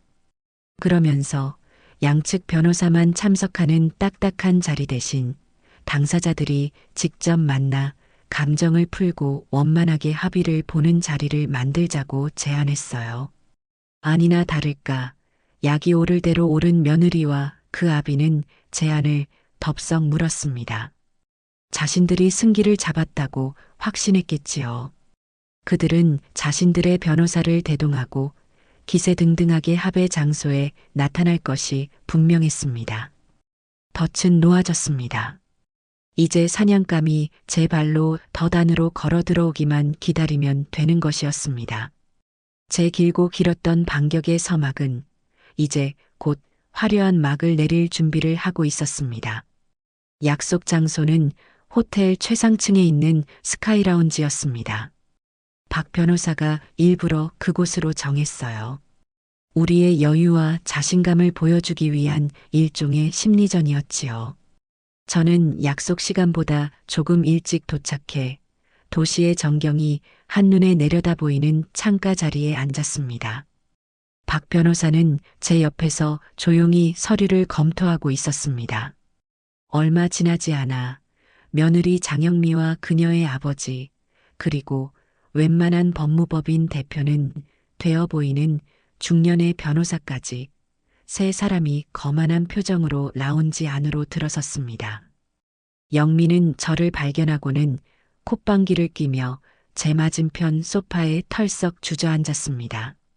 한쪽 뺨에 희미하게 남아있던 제 손자국은 이제 값비싼 화장으로 완벽하게 가려져 있었습니다. 그녀의 아버지는 저를 위아래로 훑어보더니 쇳소리 같은 목소리로 말했습니다. 사부인, 오랜만입니다. 이런 꼴로 다시 뵙게 될 줄은 몰랐습니다만 저는 대꾸하지 않고 그저 옅은 미소만 지어 보였습니다. 제 태연한 태도가 마음에 들지 않았는지 상대방 변호사가 서류 가방을 열며 본론으로 들어갔습니다. 유경순 여사님, 저희 의뢰인의 입장은 확고합니다. 여사님의 아드님이신 김영식 씨와의 혼인관계는 더 이상 유지하기 어렵다는 판단입니다. 혼인 파탄의 주된 책임은 김영식 씨의 무능력과 상습적인 거짓말, 그리고 유경순 여사님의 일방적인 폭행에 있습니다. 그는 뻔뻔하게 거짓말을 늘어놓았습니다. 박 변호사가 반박하려 했지만 저는 눈짓으로 그녀를 막았습니다. 지금은 저들이 마음껏 떠들게 내버려둘 시간이었습니다. 따라서 저희는 위자료 지급은 불가하다는 입장입니다. 오히려 저희 의뢰인이 입은 정신적, 신체적 피해에 대해 유경순 여사님과 아드님께서 정식으로 사과하고 합당한 수준의 피해 보상을 하셔야 합니다. 만약 이 제안을 받아들이지 않으신다면 저희는 현재 진행 중인 이혼 소송과 별개로 여사님을 상대로 한 폭행죄 형사 고소 및 손해배상 청구 소송을 진행할 것입니다. 그들의 요구는 한마디로 백기투항하고 모든 것을 뒤집어 쓴 채 조용히 사라져라는 것이었습니다. 영미는 승리를 예감한 듯 의기양양한 표정으로 팔짱을 끼고 저를 쳐다보고 있었어요. 그녀의 아버지는 흡족한 미소를 띠며 차를 한 모금 마셨습니다. 모든 말이 끝나자 라운지 안에는 잠시 정적이 흘렀습니다. 상대방 변호사는 제가 겁을 먹고 당황할 것이라 예상했겠지요. 하지만 저는 여전히 미소를 띤 채 테이블 위에 놓여 있던 제 작은 손가방을 열었습니다. 그리고 그 안에서 제가 미리 인화해온 사진 몇 장을 꺼냈습니다. 저는 아무 말 없이 그 사진들을 테이블 위로 스르륵 밀었습니다. 마치 카드 게임에서 마지막 히든 카드를 보여주는 사람처럼요. 사진들은 테이블 중앙에 흩어졌습니다. 며느리 장영미가 낯선 남자와 다정하게 팔짱을 끼고 있는 사진. 고급 레스토랑에서 서로의 눈을 바라보며 와인을 마시는 사진. 그리고 한적한 호텔 주차장에서 그 남자와 진하게 입을 맞추고 있는 사진까지. 그 사진들을 본 순간 세 사람의 얼굴이 그대로 굳어버렸습니다. 방금 전까지의 거만함과 자신감은 온데간데 없이 사라지고 오직 당혹과 충격만이 그들의 얼굴을 뒤덮었습니다. 특히 영미는 자신의 눈앞에 펼쳐진 광경을 믿을 수 없다는 듯 새하얗게 질린 얼굴로 사진들을 번갈아 보았습니다. 그녀의 손이 파르르 떨리는 것이 제 눈에도 똑똑히 보였습니다. 이게 뭐야? 영미의 아버지가 떨리는 목소리로 중얼거렸습니다. 그는 자신의 딸과 사진 속의 남자를 번갈아 보며 상황을 파악하려 애쓰는 듯 했습니다. 저는 그때까지도 아무 말 없이 그들의 반응을 지켜보기만 했습니다. 충분히 당황하고 충분히 공포에 질릴 시간을 준 것이지요. 마침내 제가 입을 열었습니다. 제 목소리는 그 어느 때보다 차분하고 조용했지만 그 안에는 칼날 같은 날카로움이 숨어 있었습니다. 이제 제 조건을 말씀드릴 차례인 것 같군요. 저는 박 변호사를 향해 눈짓했습니다. 박 변호사는 준비해온 서류를 꺼내 테이블 위에 올려놓았습니다. 첫째, 두 사람의 이혼에 쌍방 합의하고 이혼의 책임은 전적으로 장영미 씨에게 있음을 인정한다. 둘째, 장영미 씨는 제 아들 김영식 씨에게 위자료 및 재산 분할 명목으로 현재 소송에서 청구한 금액의 2배를 지급한다. 셋째, 이 모든 과정은 언론이나 외부에 일절 알리지 않고 조용히 진행하며 향후 2번 다시 제 아들과 제 앞에 나타나지 않는다. 제 말이 끝나자 상대방 변호사가 정신을 차리고 반박하려 했습니다. 잠깐만요. 이건 명백한 협박입니다. 불법적으로 취득한 사진으로. 그의 말이 채 끝나기도 전에 제가 그의 말을 잘랐습니다. 협박이라. 좋습니다. 그럼 이 사진들이 협박의 증거물인지 아니면 간통의 증거물인지 법정에서 한번 가려볼까요? 저는 제 가방에서 USB 하나를 더 꺼내 테이블 위에 올려놓았습니다. 참, 여기에는 사진보다 훨씬 더 재미있는 동영상도 들어있습니다. 화질도 아주 좋더군요. 이 USB의 복사본들은 내일 아침까지 제가 원하는 답을 듣지 못할 경우 아주 공정하고 정의로운 몇몇 언론사와 사돈어른의 회사를 관리하는 국세청에도 보내드릴 생각입니다. 물론 사돈어른의 거래처, 사장님들께도 안부 인사 겸 보내드리면 좋아하시겠지요? 제 말에 영미 아버지의 얼굴이 흑빛으로 변했습니다. 그는 자신의 사업과 명예가 걸린 문제라는 것을 깨달은 것이지요. 그는 더 이상 변호사에게 기댈 수 없다는 것을 알고 저를 직접 상대하려 했습니다. 사부인 아니, 유 여사님. 원하는 게 대체 뭡니까? 돈입니까? 돈이요? 물론 돈도 받아야지요. 제 아들이 그동안 당신 딸에게 받은 모욕과 수모에 대한 값은 돈으로라도 받아내야 하지 않겠습니까? 하지만 제가 진짜로 원하는 것은 돈이 아닙니다. 저는 자리에서 일어나 창가에 서서 도시를 내려다보았습니다. 제가 원하는 것은 당신들이 제 인생과 제 아들의 인생에서 완벽하게 사라지는 겁니다. 다시는 그 더러운 발로 제 땅을 밟지 않고 그 위선적인 목소리로 제 귀를 더럽히지 않는 것. 그것이 제가 바라는 전부입니다. 더 이상의 협상은 없었습니다. 그것은 완벽한 항복 선언을 받아내는 자리였을 뿐입니다. 며칠 뒤 며느리 장영민은 제가 내건 모든 조건이 담긴 합의서에 조용히 도장을 찍었습니다. 저는 약속된 날짜에 제 아들 영식이의 통장으로 어마어마한 액수의 돈이 입금된 것을 확인했습니다. 저는 아들을 호텔방으로 불렀습니다. 영식이는 그동안 무슨 일이 있었는지 전혀 모른 채 어리둥절한 표정으로 제 앞에 섰습니다. 저는 아들에게 통장을 건넸습니다. 자신의 통장에 찍힌 액수를 확인한 아들의 눈이 휘둥그레졌습니다. 엄마, 이게 다 뭐예요? 저는 아들의 눈을 똑바로 바라보며 말했습니다. 그건 너의 돈이 아니다. 네. 그 돈은 너가 그동안 받은 모욕에 대한 값이다.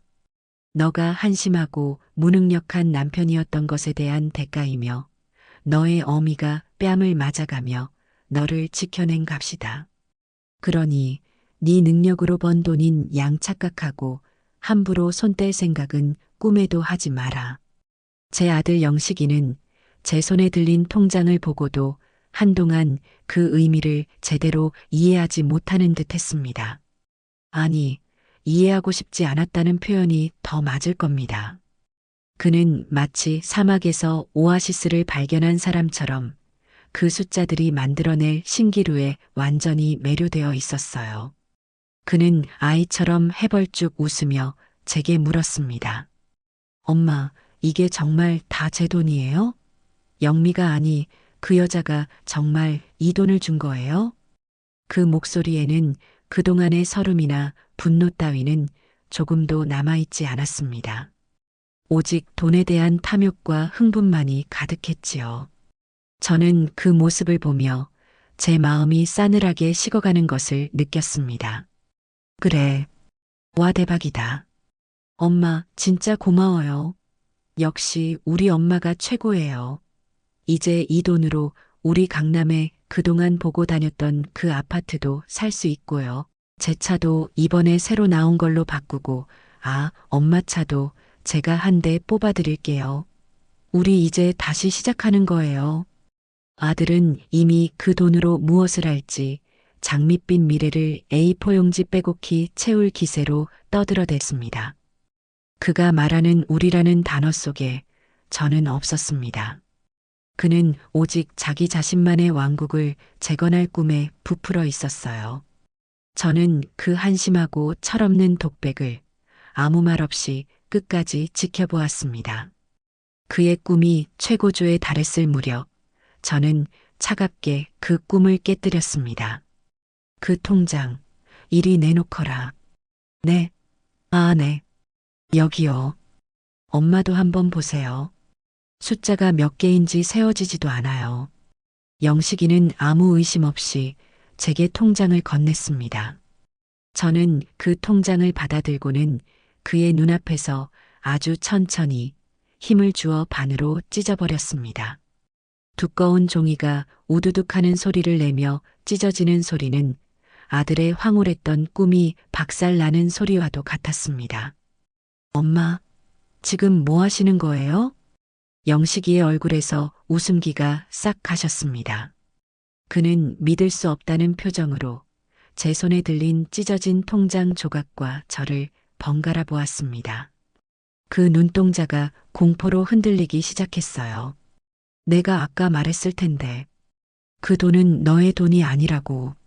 아니, 그래도 이걸 왜 찢어요? 통장은 다시 만들면 되지만 이건 엄마가 어떻게 저한테 이럴 수가 있어요. 물론이지. 통장은 다시 만들 수 있다. 하지만 그 안에 든 돈은 너는 단 한 푼도 손댈 수 없을 것이다. 저는 자리에서 일어나 미리 준비해 둔 다른 서류 봉투를 아들 앞에 내려놓았습니다. 그 안에는 은행에서 발급받은 신탁 계약서가 들어 있었지요. 그 돈, 전액 내 이름으로 된 특정 금전 신탁 계좌에 넣어두었다. 앞으로 10년간 그 어떤 일이 있어도 심지어 너 자신도 그 돈을 인출하거나 사용할 수 없도록 꽁꽁 묶어두었어. 10년 뒤에 너가 그 돈을 받을 자격이 있는 사람인지는 그때 가서 다시 판단할 것이다. 신탁이요? 엄마, 그게 무슨 말이에요? 왜요? 대체 왜 저한테 이러시는 거예요? 그 돈은 내 돈이잖아요. 그 여자가 나한테 준 위자료라고요. 아들이 절규하듯 소리쳤습니다. 그는 드디어 제가 농담을 하는 것이 아니라는 사실을 깨달은 듯 했어요. 그의 얼굴은 당혹감에서 분노로 다시 절망으로 시시각각 변해갔습니다. 그는 소파에서 벌떡 일어나 제게 달려들 기세로 씩씩거렸습니다. 이유를 아직도 모르겠느냐? 그래, 그 돈은 너가 받은 위자료가 맞다. 하지만 그건 너가 잘나서 받은 돈이 아니야. 너가 못나고 한심해서 내 아내가 내 어미 앞에서 내 멱살을 잡고 흔들 만큼 너를 우습게 여겼기에 그 모욕에 대한 값으로 받아낸 돈이라고. 그 돈 속에는 너가 흘린 눈물과 내가 흘린 피눈물이 함께 들어있다. 그런데 너는 그 돈으로 고작 한다는 생각이 다시 그 여자와 똑같은 삶을 살겠다는 것이냐? 저는 조금도 물러서지 않고 아들을 똑바로 쳐다보며 말을 이었습니다. 나는 안다. 너는 분명 그 돈으로 더 크고 좋은 아파트를 사고 더 비싼 차를 사고 또다시 허황된 사업이나 주식에 손을 댈 것이야. 너는 돈을 버는 법은 배우지 못하고 쓰는 법만 배웠으니까. 그리고 결국에는 모든 것을 날려먹고 지금보다 더 비참한 모습으로 내 앞에 나타나겠지. 내가 틀렸느냐? 아들은 아무런 대답도 하지 못했습니다. 제 말이 정확하게 자신의 폐부를 찔렀기 때문일 겁니다. 그는 그저 분한 듯 입술만 깨물고 있었어요. 그는 잠시 저를 노려보더니 이번에는 다른 전략을 쓰려는 듯 갑자기 태도를 바꾸었습니다. 그는 다시 제 앞에 무릎을 꿇고 애원하기 시작했습니다. 엄마, 제가 잘못했어요. 제가 생각이 짧았어요. 다시는 안 그럴게요. 네. 그러니까 제발 돈의 반만이라도, 아니, 10분의 1만이라도 저한테 주세요. 그걸로 작은 가게라도 하나 차려서 열심히 살아볼게요. 네, 엄마. 저 진짜 열심히 할 자신 있어요. 그 모습이 너무나도 가증스러워 저는 고개를 돌려버렸습니다. 너는 아직도 정신을 차리지 못했구나. 너가 말하는 그 열심이라는 것의 기반은 결국 또 돈이 아니냐. 맨손으로는 아무것도 할 자신이 없으니 또다시 돈에 기대려는 것 아니냐. 나는 이제 너의 그 어떤 약속도 믿지 않는다. 제 단호한 태도에 아들의 애원은 다시 분노로 바뀌었습니다. 엄마는 너무 잔인해요. 어떻게 아들한테 이럴 수가 있어요? 아들이 겨우 일어서 보려고 하는데 그 기회마저 이렇게 짓밟아 버려야 속이 시원하세요? 엄마는 그냥 내가 불행하게 사는 걸 보고 싶은 거죠? 그렇죠? 일어서? 돈 위로 일어서는 건 일어서는 게 아니다. 그건 그저 더 높은 곳에서 떨어지기 위해 잠시 기어오르는 것일 뿐이야. 나는 너가 내 발로 맨 땅을 딛고 일어서기를 바란다. 돈이 한 푼도 없는 맨 땅에서 내 두 주먹과 땀으로 진짜 내 인생을 살아보란 말이다.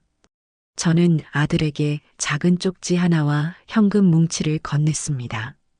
여기 이 주소로 가보거라. 시내 변두리에 있는 작은 원룸이다. 텅 비어 아무것도 없을 것이다. 보증금과 1년치 월세는 내가 미리 내두었어. 그리고 이건 내게 주는 마지막 돈이다. 100만 원. 이걸로 앞으로 한 달을 살아라. 방을 채울 이불이든 밥을 해먹을 냄비든 내게 필요한 최소한의 것들을 사고 남은 돈으로 한 달을 버텨. 그리고 한 달 뒤부터는 내 힘으로 내 밥벌이를 해. 아들은 제 말에 아무런 반응이 없었습니다. 그는 그저 넋이 나간 사람처럼 제가 내민 쪽지와 100만 원을 번갈아 볼 뿐이었습니다. 그의 눈에는 이제 아무런 감정도 담겨 있지 않았어요. 모든 것을 포기한 사람의 눈이었습니다. 그리고 한 가지 더. 저는 아들의 턱을 들어 올려 저를 보게 만들었습니다. 언젠가 너가 너 힘으로 번 돈으로 이 어미에게 따뜻한 밥 한 끼를 사줄 수 있는 날이 온다면 그때 나는 너를 다시 내 아들로 받아주겠다. 그리고 네 이름으로 묶어둔 그 신탁도 그때 가서야 어떻게 할지 다시 생각해보마. 그 전까지는 나를 찾아올 생각도 어미라 부를 생각도 말아라. 그것이 제가 아들에게 내민 마지막 조건이었습니다. 희망이라고 하기에는 너무나도 가혹하고 절망이라고 하기에는 아주 작은 빛이 남아있는 그런 조건이었지요. 영식이는 결국 아무 말도 하지 않고 제가 내민 쪽지와 돈을 집어들었습니다. 그리고는 저를 한번 스쳐보더니 비틀거리는 걸음으로 호텔방을 나섰습니다.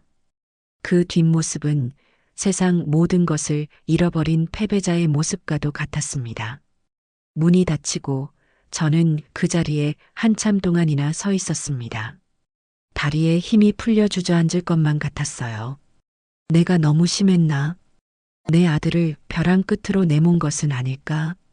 하는 의심과 죄책감이 파도처럼 밀려왔습니다. 하지만 저는 고개를 저었습니다. 지금 무너지는 것은 제가 아니라 아들이어야만 했습니다. 완전히 부서지고 깨져서 그 잿더미 속에서 제 힘으로 다시 태어나야만 했습니다. 며칠 후 저는 아들에게 주었던 원룸 주소로 찾아가 보았습니다.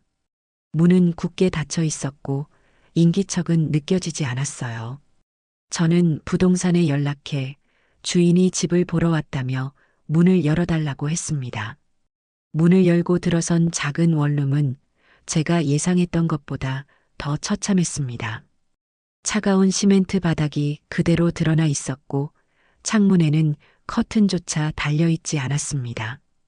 방 한가운데에는 제가 주었던 100만 원 중 5만 원쯤으로 샀을 법한 얇은 담요 하나와 컵라면 몇 개, 그리고 누군가 버린 것을 주워온 듯한 낡은 밥상 하나가 전부였습니다. 그 밥상 위에는 텅 빈 소주병 하나가 굴러다니고 있었어요. 저는 그 방을 둘러보았습니다. 그리고 밥상 위에 놓인 구겨진 영수증 하나를 발견했습니다. 편의점에서 담요와 소주, 컵라면을 산 영수증이었습니다. 아들은 이 춥고 텅 빈 공간에서 소주 한 병으로 자신의 처지를 달래며 무슨 생각을 하고 있을까요? 저를 원망하고 있을까요? 아니면 자신의 한심했던 과거를 후회하고 있을까요? 저는 그 방에 오래 머물지 않고 나왔습니다. 그리고 그날 이후로 다시는 그곳에 찾아가지 않았습니다. 독수리가 자식들을 절벽 아래로 떨어뜨리는 심정이 이런 것일까요? 살고 싶다면 제 힘으로 날갯짓을 배워 날아오르라는 지독하고도 간절한 어미의 마음을 제 아들은 언젠가 이해해 줄 날이 올까요? 저는 그저 기도할 뿐이었습니다. 제 아들이 추락하는 대신 비상하기를. 아들을 제 인생에서 잠시 밀어낸 후 제게는 아주 많은 시간이 생겼습니다. 그동안은 아들의 아침밥을 챙기고 저녁상을 준비하고 아들 내외의 눈치를 살피는 것이 제 하루의 전부였습니다. 제 이름인 유경순으로 살기보다는 김영식의 엄마로 살아온 세월이 더 길었지요. 하지만 이제는 그 모든 굴레에서 벗어나 오롯이 저 자신만을 위한 시간을 보낼 수 있게 되었어요. 저는 가장 먼저 답답했던 호텔 스위트룸을 정리하고 새로운 거처를 구했습니다. 한강이 시원하게 내려다 보이는 조용하고 깨끗한 주상복합 아파트였습니다. 평생을 흙먼지 날리는 낡은 단독주택에서만 살았던 제게 버튼 하나로 모든 것이 조절되는 새 아파트는 신세계나 다름없었지요. 저는 인테리어 업자를 불러 집 전체를 제가 좋아하는 따뜻한 아이보리색과 월넛 색감의 나무로 꾸몄습니다. 거실 한쪽 벽면은 전부 책장으로 채우고 창가에는 푹신한 흔들의자를 놓았습니다. 제 평생 처음으로 오직 제 취향만이 반영된 공간을 갖게 된 겁니다. 그리고 저는 운전면허 학원에 등록했습니다. 70을 바라보는 나이에 무슨 운전이냐고 주변에서는 다들 말렸습니다. 하지만 저는 꼭 제 손으로 운전대를 잡고 싶었어요.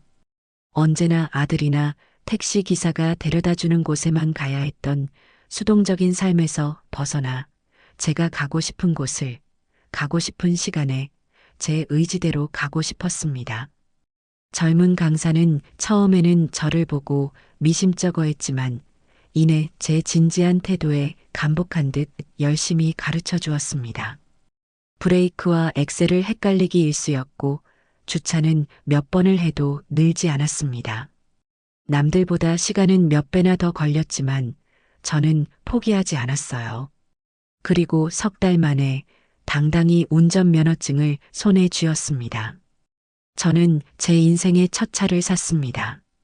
크고 비싼 외제차 대신 작지만 단단하고 안전한 국산차를 골랐습니다.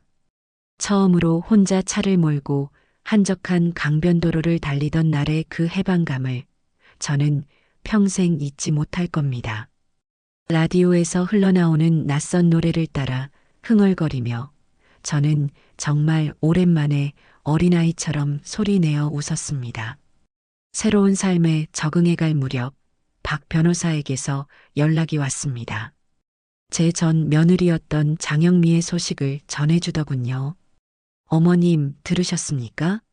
장영미 시아버님 회사 얼마 전에 세무조사 거하게 받았다고 합니다. 저희가 국세청에 뭘 보낸 건 아니지만 아마 이혼 과정에서 돈 문제가 시끄러웠던 게 소문이 난 모양입니다. 결국 추징금만 수십억을 맞았다고 하더군요. 회사 휘청거린다는 소문이 파다합니다. 그렇습니까? 저는 덤덤하게 대답했습니다. 제 마음은 호수처럼 고요했어요. 장영미 씨는 그 일로 아버지한테 완전히 신뢰를 잃고 회사에서 맡고 있던 직함도 다 내려놓고 집에서 근신 중이라고 합니다. 그리고 그 남자와도 헤어졌다고 하고요.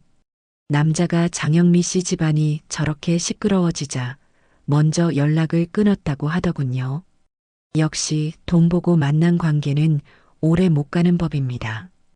인과응보라는 말이 떠올랐습니다. 제게는 조금도 기쁘거나 고소한 마음이 들지 않았어요. 그저 그렇게 될 줄 알았다는 담담한 생각뿐이었습니다. 돈으로 시작된 관계는 돈 문제가 생기면 언제든 끝나는 법이니까요. 저는 이제 그 아이의 인생에 아무런 관심이 없었습니다. 그 아이는 이미 제 인생에서 완벽하게 지워진 존재였으니까요. 저는 그동안 만나지 못했던 오랜 친구들에게 연락하기 시작했습니다. 저와 비슷한 시기에 남편을 보내고 자식들 뒷바라지만 하며 살아온 친구들이었지요. 처음에는 다들 제 달라진 모습과 형편에 어색해했지만 이내 예전처럼 스스럼 없이 저를 대해주었습니다. 저는 친구들을 제 차에 태우고 경치 좋은 곳으로 여행을 다녔습니다. 춘천에 가서 닭갈비를 먹고 강릉 바다를 보며 커피를 마셨습니다. 평생 자식들에게 용돈을 받아 쓰기만 했던 친구들에게 제가 먼저 지갑을 열어 따뜻한 밥 한 끼를 사는 기쁨이 얼마나 큰 것인지 저는 새삼 깨닫고 있었습니다. 한 번은 친구들과 함께 제주도로 2박 3일 여행을 다녀왔습니다. 비행기를 처음 타본다는 친구들은 아이처럼 신이 나서 창밖을 구경했고 저희는 렌터카를 빌려 해안도로를 달리며 예전 학창 시절에 불렀던 노래들을 목청껏 불렀습니다. 그 순간만큼은 저희는 자식 걱정, 남편 걱정 아무것도 없는 18소녀 시절로 돌아가 있었습니다. 물론 아들 생각이 나지 않는 것은 아니었습니다. 텅 빈 아파트에서 혼자 밥을 먹을 때면 문득 그 아이는 지금쯤 밥은 챙겨 먹고 있을까 하는 걱정이 울컥 치밀어 오르기도 했습니다. 하지만 저는 그때마다 마음을 다잡았습니다. 제가 지금 해줄 수 있는 최선은 그 아이를 믿고 기다려주는 것뿐이라는 걸 되뇌면서요. 저는 동네 문화센터에서 하는 수채화 교실에 등록했습니다. 난생 처음 잡아보는 붓은 어색했지만 하얀 도화지 위에 여러 가지 색을 칠하며 제 마음을 표현하는 일은 꽤나 즐거웠습니다. 저는 주로 제가 키우는 채소나 여행 가서 보았던 풍경들을 그렸습니다. 제 그림은 언제나 밝고 따뜻한 색감으로 가득했어요. 제 남은 인생이 제 그림처럼 그렇게 따뜻하고 평온하기를 바라는 마음이었을 겁니다. 한 번은 제가 살던 낡은 단독주택을 기억을 더듬어 그린 적이 있습니다. 낡은 기와 지붕과 아들이 어릴 때 키를 재던 감나무, 그리고 제가 가꾸던 작은 텃밭까지. 그림을 그리면서 저는 그 집에 대한 미움이나 원망이 아니라 그곳에서 보냈던 남편과의 행복했던 시간들, 아들을 키우며 웃고 울었던 소중한 추억들을 떠올리고 있었습니다. 저는 더 이상 과거에 얽매여 있지 않았습니다. 그 과거를 이제는 웃으며 추억할 수 있을 만큼 단단해져 있었던 겁니다. 시간은 그렇게 흘러가고 있었습니다. 저는 제 자신을 위해 돈을 쓰고 제 자신을 위해 시간을 사용하며 제 자신과 아주 천천히 그리고 깊게 화해하고 있었습니다. 아들을 위한 희생과 헌신만이 제 삶의 전부라고 믿었던 지난 세월을 저는 그렇게 떠나보내고 있었습니다. 계절이 4번쯤 바뀌었을까요? 늦가을에 스산한 바람이 불어와 한강의 물결이 은빛으로 반짝이던 어느 날 오후였습니다. 저는 거실 흔들의자에 앉아 뜨개질을 하고 있었습니다. 그때 제 휴대폰이 울렸습니다. 화면에 뜬 것은 제가 차마 지우지 못하고 남겨두었던 아들의 이름이었습니다. 1년이 넘는 시간 동안 단 한 번도 울리지 않았던 이름이었습니다. 저는 뜨개질을 멈추고 휴대폰을 가만히 내려다보았습니다. 심장이 방망이질을 치기 시작했어요. 받을까 말까 수십 번을 망설였습니다. 혹시라도 또 돈 때문에 저를 찾아온 것이라면, 혹시라도 아직도 정신을 차리지 못했다면, 그런 걱정들이 제 마음을 무겁게 짓눌렀습니다.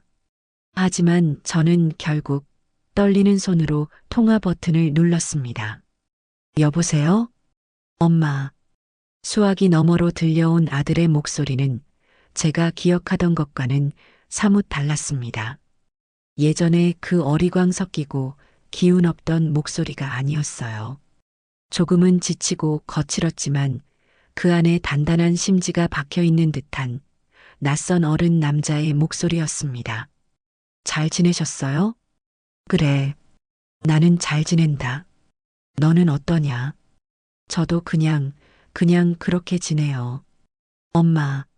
아들은 잠시 말을 멈추고 깊은 숨을 고르는 듯 했습니다.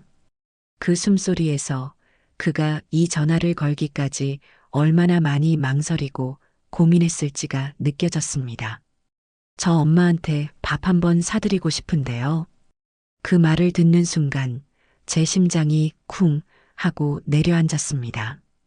1년 전 제가 아들에게 마지막으로 내걸었던 조건, 그 말을 아들은 잊지 않고 있었습니다. 제 눈시울이 저도 모르게 뜨거워졌습니다. 시간 괜찮으세요? 그래. 언제, 어디로 가면 되겠느냐? 아들은 집 근처에 있는 작은 고깃집 이름을 댔습니다. 화려한 레스토랑이 아니라 동네 사람들이 퇴근길에 들러 소주 한 잔을 기울일 법한 아주 소박하고 허름한 곳이었습니다. 약속한 날 저는 일부러 평소에 입던 편안한 면바지에 스웨터를 입고 집을 나섰습니다. 아들이 혹시라도 제 모습에 위축될까 싶어서였습니다. 식당 안으로 들어서자 창가 구석 자리에 아들이 먼저 와서 저를 기다리고 있었습니다. 1년 만에 마주한 아들의 모습은 많이 변해 있었습니다. 햇볕에 그을려 까무잡잡해진 얼굴, 아무렇게나 자른 듯한 짧은 머리, 그리고 두툼하고 거친 손. 예전에는 희고 매끈하기만 했던 그 손에는 고된 노동의 흔적이 역력한 굳은 살이 박여 있었습니다. 그 손으로 아들은 어색하게 물컵을 만지작거리고 있었어요.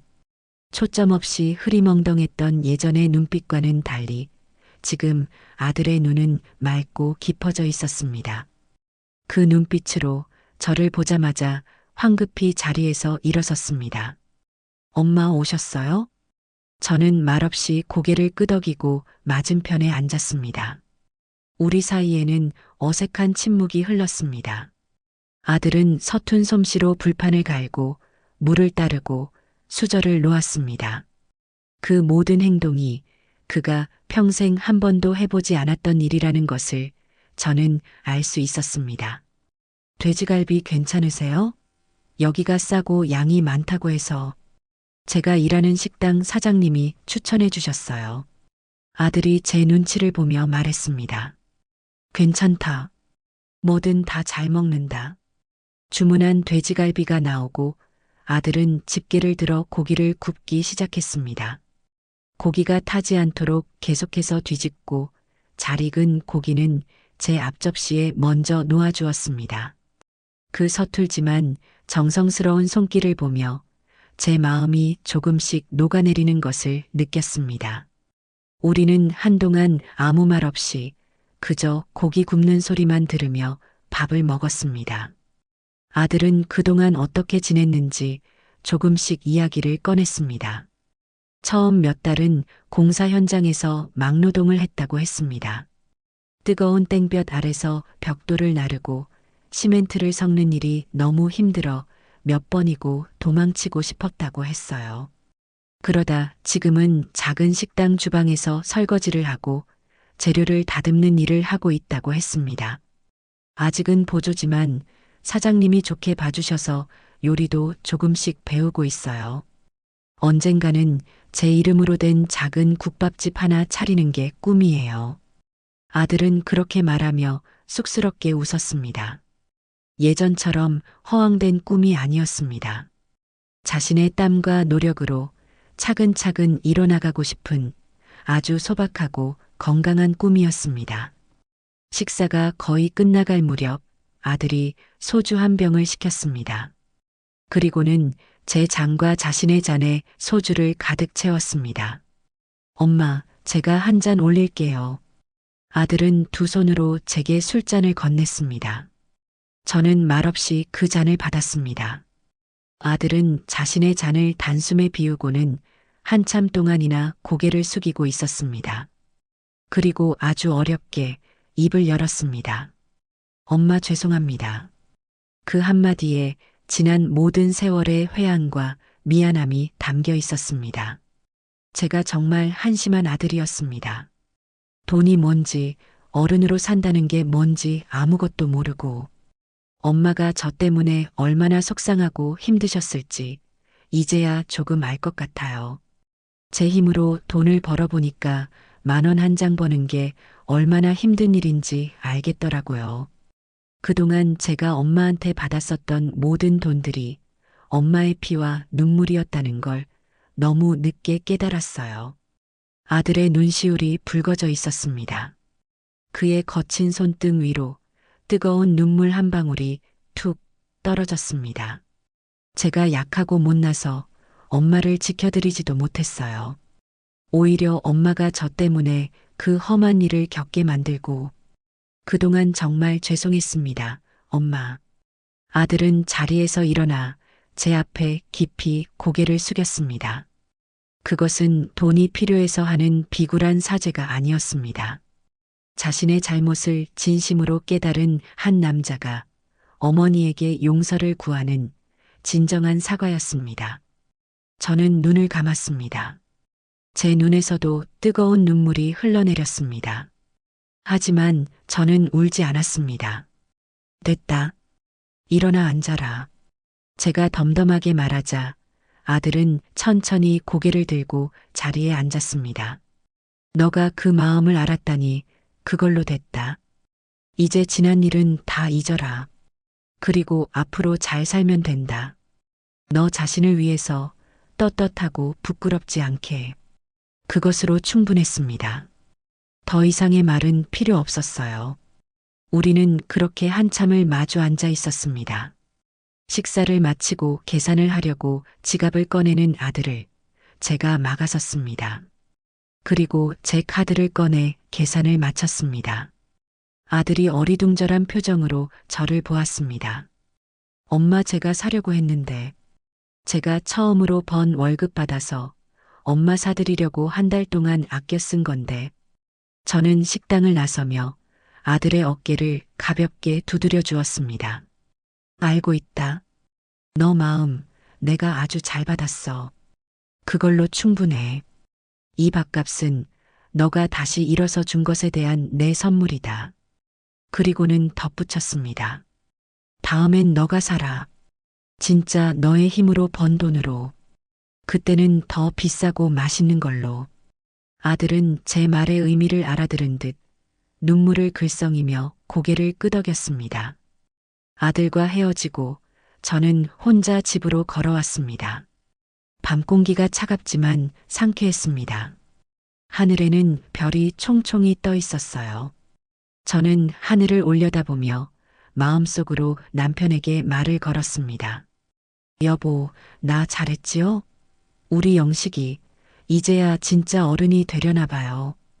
당신이 그토록 걱정하던 우리 아들, 이제는 제 발로 굳건히 설 수 있을 거예요. 그러니 당신도 이제는 편히 쉬어요. 집에 돌아와 베란다 텃밭에 물을 주었어요. 작은 화분 속에서 방울토마토가 보석처럼 빨갛게 익어가고 있었습니다. 제 인생의 이막도 저 방울토마토처럼 천천히 그리고 단단하게 익어가고 있었어요. 더 이상 아들을 위한 삶이 아닌 오롯이나 유경순을 위한 삶이, 그리고 그 삶은 더없이 평온하고 행복할 것이라는 예감이 들었습니다.